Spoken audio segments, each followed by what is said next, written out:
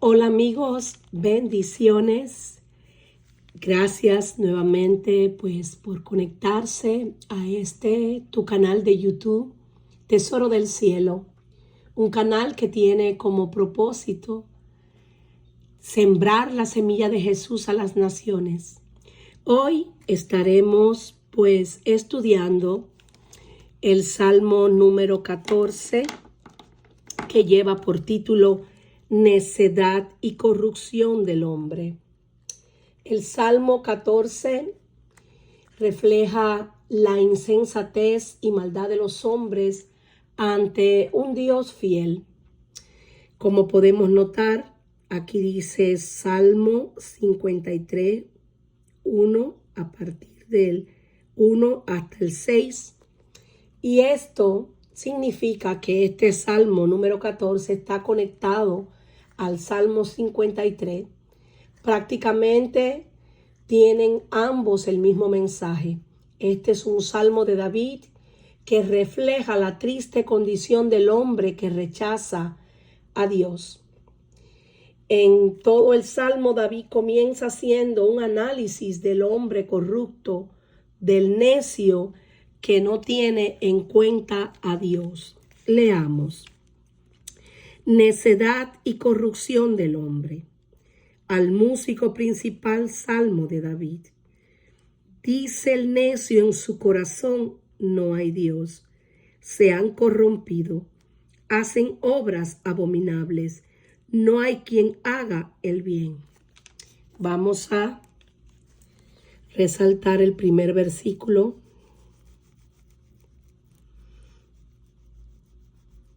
Esta primera parte del primer versículo.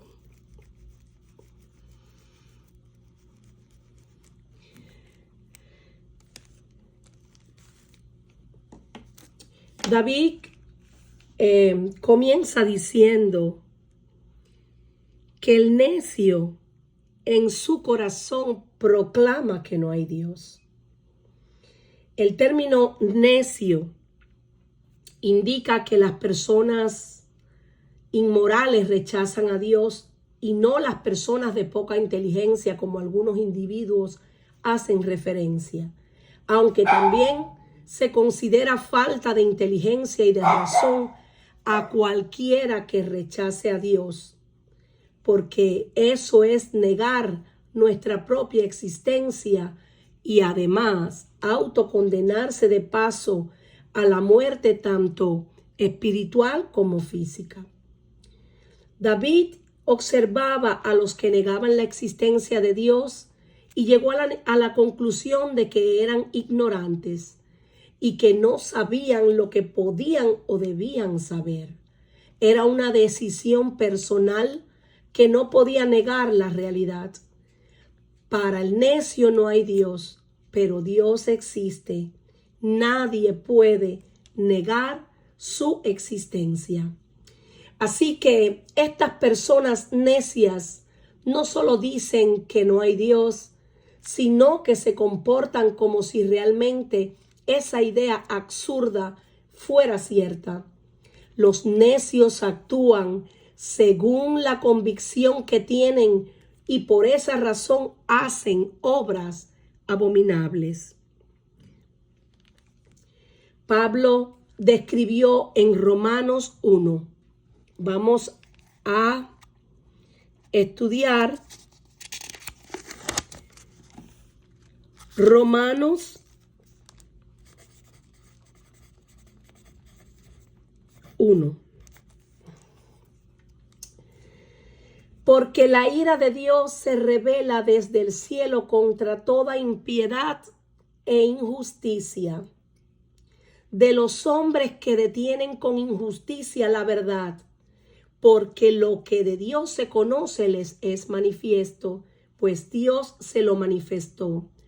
Porque las cosas invisibles de Él, su eterno poder y deidad, se hacen claramente visibles desde la creación del mundo, siendo entendidas por medio de las cosas hechas, de modo que no tienen excusa, pues habiendo conocido a Dios, no le glorificaron como a Dios, ni le dieron gracias, sino que se envanecieron en sus razonamientos y su necio corazón fue entenebrecido.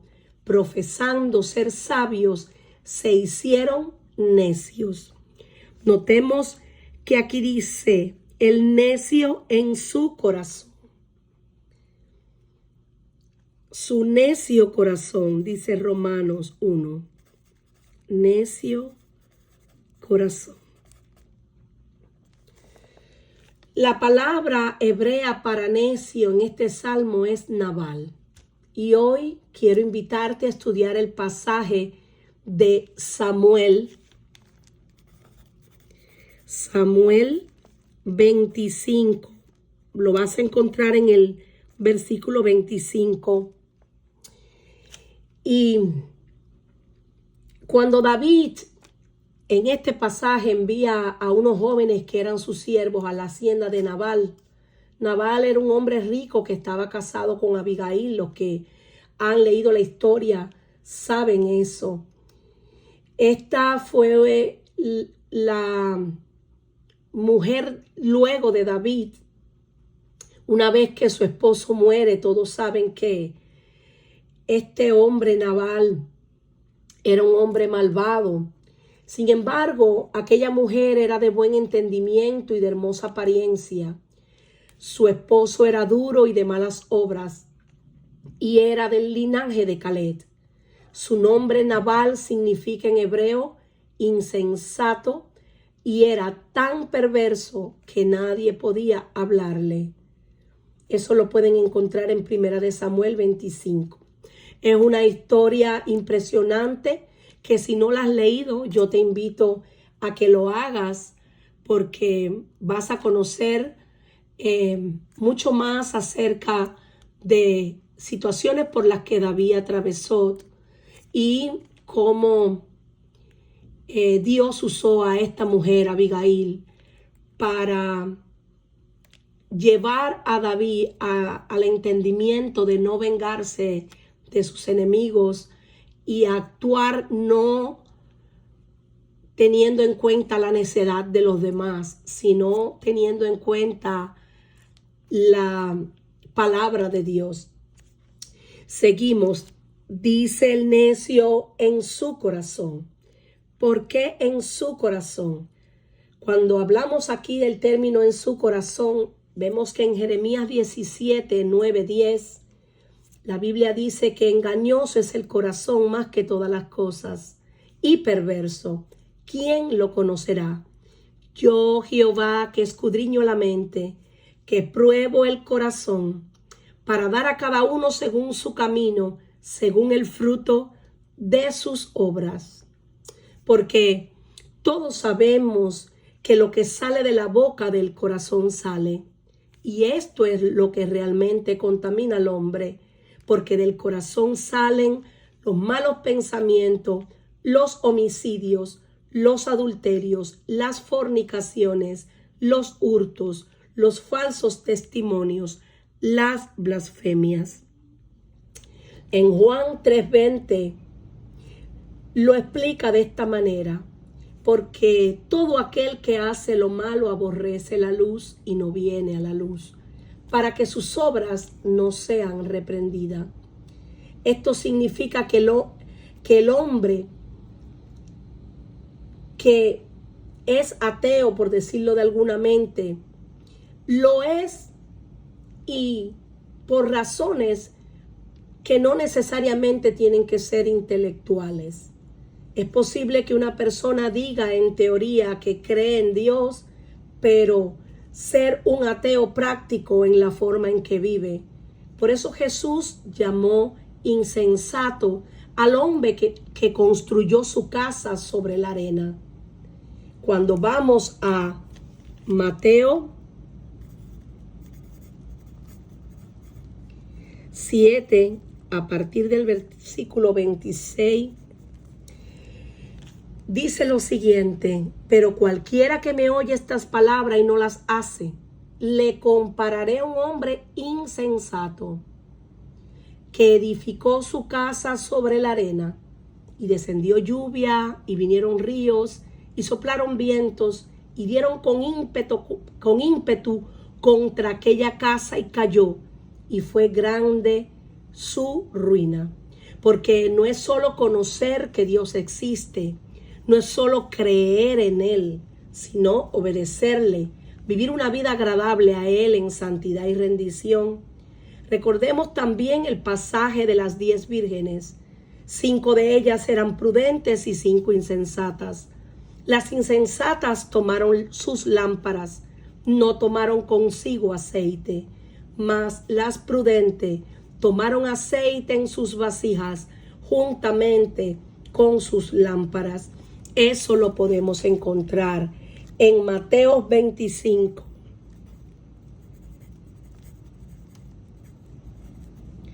A partir del versículo 2 y hasta el 4, refiriéndose a que no solamente debemos de conocer la palabra, sino ponerla por obra, que tenemos que tener una relación íntima y estrecha con el Espíritu Santo de Dios.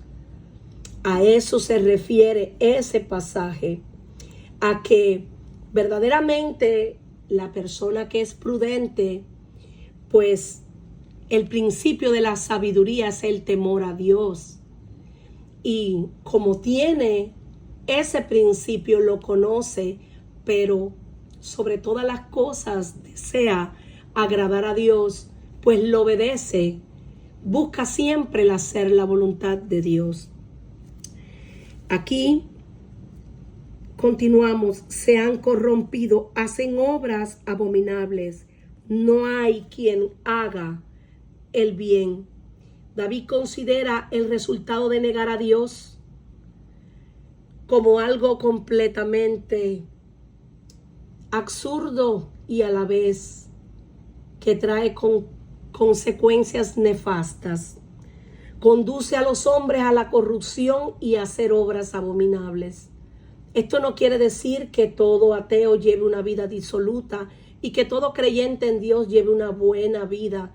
Sin embargo, existe una marcada diferencia en el comportamiento moral entre los que toman a Dios en serio y los que no. Pero aquí dice, no hay quien haga el bien. Al venir de una naturaleza pecaminosa y contaminada, nacemos con la voluntad y la capacidad de hacer el mal. Nadie tiene que enseñarle a un niño a hacer cosas malas, aunque es cierto que aprende también por imitación y por influencia. Por tanto, dice la Escritura, todos pecaron y están destituidos de la gloria de Dios. Somos justificados gratuitamente por su gracia mediante la redención que es en Cristo Jesús.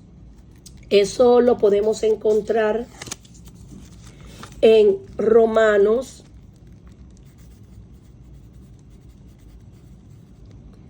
3 a partir del versículo 23. Entonces vamos a analizar ahora el verso número 2.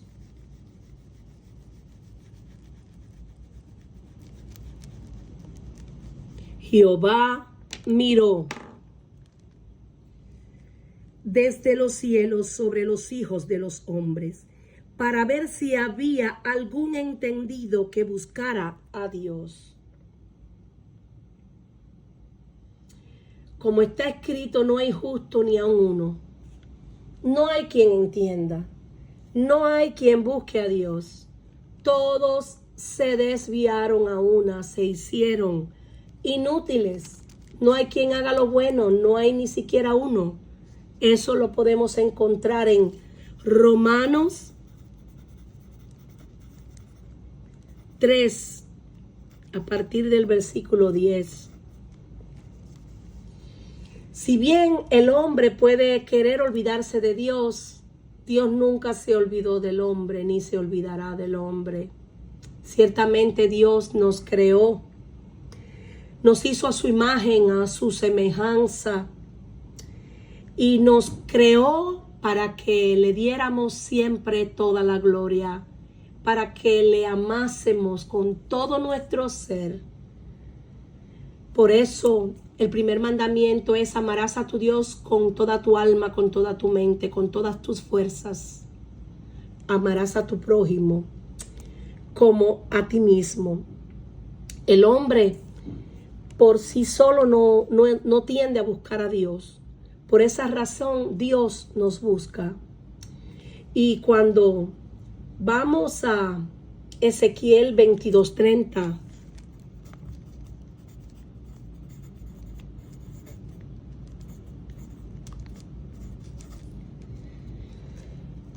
dice lo siguiente: y busqué entre ellos hombres que hiciese vallado, y que se pusiese en la brecha delante de mí a favor de la tierra, para que no la destruyese, y no lo hallé. Qué triste que, teniendo a Dios, no le busquen, no le amen, ni le anhelen. Este verso nos recuerda a Dios descendiendo del cielo para observar la locura de los que construían la torre de Babel. Eso podemos encontrarlo en Génesis 11:5. Viendo la iniquidad de la raza antes de su juicio por el diluvio, los hombres pues se han llenado de maldad. Por eso en este verso podemos encontrar, para ver si había algún entendido. Jehová miró, Dios miró, Dios busca. Dios siempre está buscando adoradores que le adoren en espíritu y en verdad. A ver si hay algún entendido que buscar a Dios.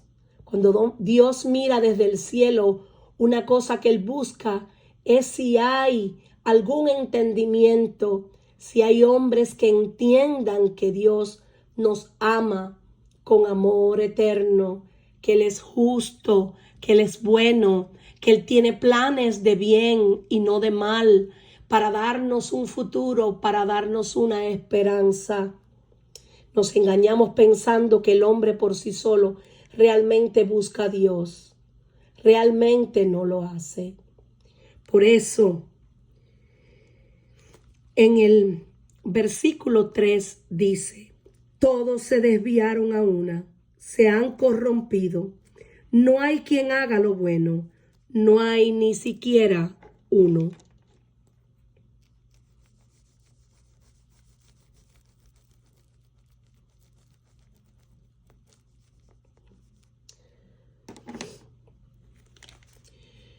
Por eso, profesando ser sabios, se hicieron necios y cambiaron la gloria de Dios incorruptible en semejanza de imagen de hombre corruptible, de aves, de cuadrúpedos y de reptiles.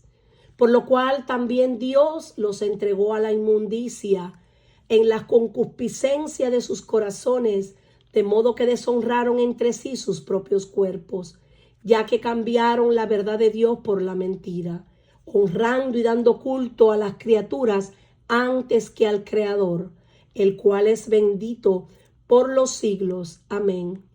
Por eso Dios los entregó a pasiones vergonzosas, pues aún sus mujeres cambiaron el uso natural por el que es contra naturaleza, y de igual modo también los hombres, dejando el uso natural de la mujer, se encendieron en su lascivia unos con otros, cometiendo hechos vergonzosos, hombres con hombres, y recibiendo en sí mismo la retribución debida a su extravío. Y como ellos no aprobaron tener en cuenta a Dios, Dios los entregó a una mente reprobada para hacer cosas que no convienen, estando atestados de toda injusticia, fornicación, perversidad, avaricia, maldad, llenos de envidia, homicidios, contiendas, engaños, malignidades, murmuradores, detractores, aborrecedores de Dios, injuriosos, soberbios, altivos, inventores de males, desobedientes a los padres, necios, desleales, sin afecto natural, implacables, sin misericordia, quienes, habiendo entendido el juicio de Dios, que los que practican tales cosas son dignos de muerte, no solo lo hacen, sino también que se complacen con los que lo practican. Esta enseñanza la podemos encontrar en el libro de Romanos a partir del versículo 1, Romanos 1, se lo voy a dejar por aquí. Romanos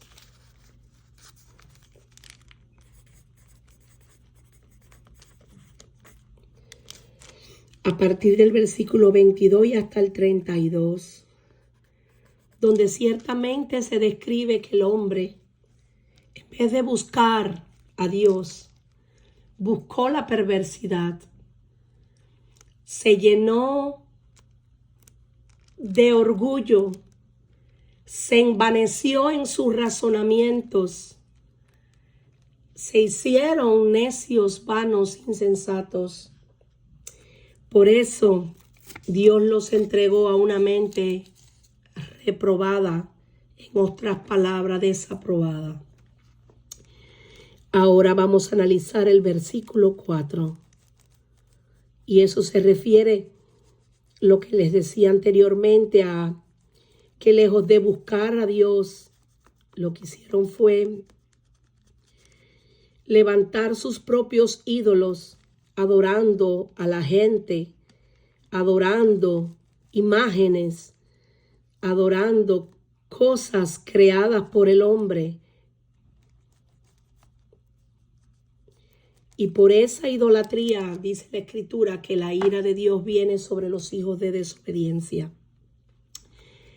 Versículo 4. No tienen discernimiento todos los que hacen iniquidad, que devoran a mi pueblo como si comiesen pan, y a Jehová no invocan. El discernimiento es la acción y el efecto de discernir. Es distinguir algo de otra cosa, señalando la diferencia que hay entre ellas. Comúnmente se refiere a operaciones del ánimo. En este caso es el conocimiento entre el bien y el mal, entre el hacer lo correcto o lo incorrecto, entre obrar con justicia o injusticia. Pero sabemos que los ojos del Señor están sobre los justos y sus oídos atentos a sus oraciones, pero el rostro del Señor está contra aquellos que hacen el mal. Por eso David decía, no tienen discernimiento todos los que hacen iniquidad, todos esos que obran con maldad, que devoran a mi pueblo como si comiesen pan. Es decir, que sin ningún temor de Dios, David estaba pensando en la profunda caída del hombre y analizaba el destino del pueblo de Dios en un mundo decadente. Parece que los que hacen iniquidad son fuertes, prevalecen y tienen la ventaja sobre los justos. Spurgeon decía, los hombres más endurecidos tienen sus periodos en los que la conciencia les arroja un sudor frío de alarma. Por más fuerte que deseen negar la existencia de Dios, viven bajo la nube de saber que están luchando contra Dios y por lo tanto nunca pueden ganar. Jamás tendrán éxito. Spurgeon consideró las formas en que el pobre toma consejo sobre su propia debilidad y ve que debe depender de Dios. Tomar consejo con sus observaciones y ve el fin de los malvados. Toma consejo de la Biblia y confía en que es la palabra de Dios. Toma consejo con su propia experiencia y ve que Dios responde a la oración. Spurgeon usó este versículo para considerar las formas en que los cristianos deben mantenerse firmes, aunque los que hacen iniquidad los avergüencen y se burlen de ellos. Ustedes, los jóvenes, de las grandes firmas de Londres, los trabajadores que trabajan en las fábricas, se burlan de ustedes, decía Spurgeon. Déjenlo burlarse. Si pueden burlarse de su religión, no tienen nada que valga la pena tener. Recuerden que se pueden reír de ustedes hasta el infierno, pero a ellos su risa nunca los sacará de ahí.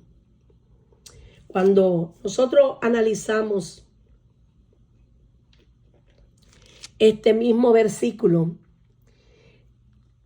el 4, en la versión de la traducción al lenguaje actual, dice: ustedes, gente malvada, que allí están llenos de miedo, que jamás buscan a Dios y que se hartan de comida a costillas de mi pueblo, debieran saber esto: Dios está con los buenos. Y aunque ustedes desbaratan los planes de los humildes, Dios es quien los protege. Es decir, que aunque ellos se levanten contra nosotros, que somos el pueblo de Dios, Dios nos protege y Dios nos defiende. Ellos temblaron de espanto, dice este verso número 5, porque Dios está con la generación de los justos. Del consejo del pobre se han burlado, pero Jehová es su esperanza. Ellos temblaron de espanto, porque Dios es varón de guerra, poderoso en batalla. Todo el que se levante contra un hijo de Dios lo hará sin Dios. Por eso la Biblia dice: si alguno conspirare contra ti, lo hará sin mí. Y el que contra ti conspirare, delante de ti caerá. Por eso, en este versículo 6, dice lo siguiente: del consejo del pobre se han burlado, pero Jehová es su esperanza. A pesar de que muchas veces nosotros predicamos el evangelio, llevamos el mensaje de salvación a las naciones, algunos se burlan, algunos no creen. Pero al final esas personas darán cuentas a Dios. Nosotros solo hacemos lo que Dios nos ha mandado: ir y predicar el evangelio a toda criatura. El que creyere y fuere bautizado será salvo. El que no creyere en el unigénito Hijo de Dios ya ha sido condenado. Por eso nosotros llevamos el mensaje del evangelio, porque ¿cómo creerán si no se les predicara el evangelio? Alguien nos predicó a nosotros, por eso hoy podemos nosotros predicarle a otros. De gracia recibimos, de gracia damos. Vamos a analizar el versículo número 7. El anhelo de la salvación del Señor. Oh, que de Sión saliera la salvación de Israel. Cuando Jehová hiciere volver a los cautivos de su pueblo, se gozará Jacob y se alegrará Israel. Que de Sión saliera la salvación de Israel. Aleluya. Este era el deseo de David. David sabía que el Señor era un refugio para su pueblo y que los que obraban iniquidad nunca vencerían. Sin embargo, eso era difícil de ver en el momento, por lo que David expresó su gran anhelo de que Dios trajera la victoria y la liberación que habían prometido a su pueblo. Ahora, cuando analizamos, cuando Jehová hiciere volver la cautividad, cuando Jehová hiciere volver a los cautivos de su pueblo, vamos a analizar este. Hay un cántico que dice: cuando el Señor hiciere volver la cautividad, seremos como los que sueñan. Miren qué hermoso cuando Jehová hiciere volver la cautividad de su pueblo. Este deseo de David no era que el cautiverio referente a los cautivos, no era el cautiverio en Babilonia, específicamente en Babilonia. Muchas generaciones después del tiempo de David, aquí se refiere además a que los cautivos, en sentido general, se habla de cualquier momento o situación en la que el pueblo de Dios esté oprimido y atado. Es decir, que David sabía que Dios es poderoso para salvar, es poderoso para sanar. Por eso, él estaba anhelando la intervención de Dios. Y por eso expresaba que de Sión saliera la salvación de Israel. Cuando Jehová hiciere volver a los cautivos de su pueblo, se gozará Jacob, se alegrará Israel. En otra versión dice, cómo quisiera yo que Dios nos enviara desde Jerusalén a alguien que salve a nuestro pueblo. Cuando Dios nos haga prosperar, todos en Israel estaremos felices. El deseo de David fue cumplido, aunque él no pudo ver, pero ciertamente Dios en su gran amor con que nos amó envió a su Hijo Jesucristo. Él no pudo ver el nacimiento de Jesús, él no pudo ver directamente porque él no vivió en ese tiempo en que ya nació Jesús, pero precisamente de él vino también el Salvador, de su linaje. Por eso es que la Escritura dice Jesús el Hijo de David. Ahora, él tenía un anhelo en su corazón, y era que Dios libertara al pueblo, porque de tal manera amó Dios al mundo, y eso lo podemos ver hoy, que de tal manera Dios nos amó, que nos ha dado a su Hijo unigénito, para que todo aquel que en él cree no se pierda, mas tenga vida eterna. Porque Dios no envió a su Hijo al mundo para condenar al mundo, sino para que el mundo sea salvo por él. El que en él cree no es condenado, pero el que no cree ya ha sido condenado, como les decía hace un momento, porque no ha creído en el nombre del unigénito Hijo de Dios. Y esta es la condenación, que la luz vino al mundo, pero los hombres amaron más las tinieblas que la luz, porque sus obras eran malas. Porque todo aquel que hace lo malo aborrece la luz y no viene a la luz, para que sus obras no sean reprendidas. Mas el que practica la verdad viene a la luz, para que sea manifiesto que sus obras son hechas en Dios. Y bueno, vamos a concluir con el versículo en la Nueva Traducción Viviente, que dice lo siguiente: ¿quién vendrá del monte de Sión para rescatar a Israel? La respuesta es Jesús. Cuando el Señor restaure a su pueblo, Jacob gritará de alegría e Israel se gozará.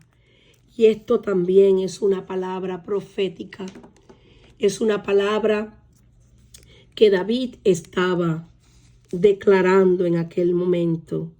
Ciertamente Dios vendrá por nosotros. Vendrá por nosotros que somos la iglesia.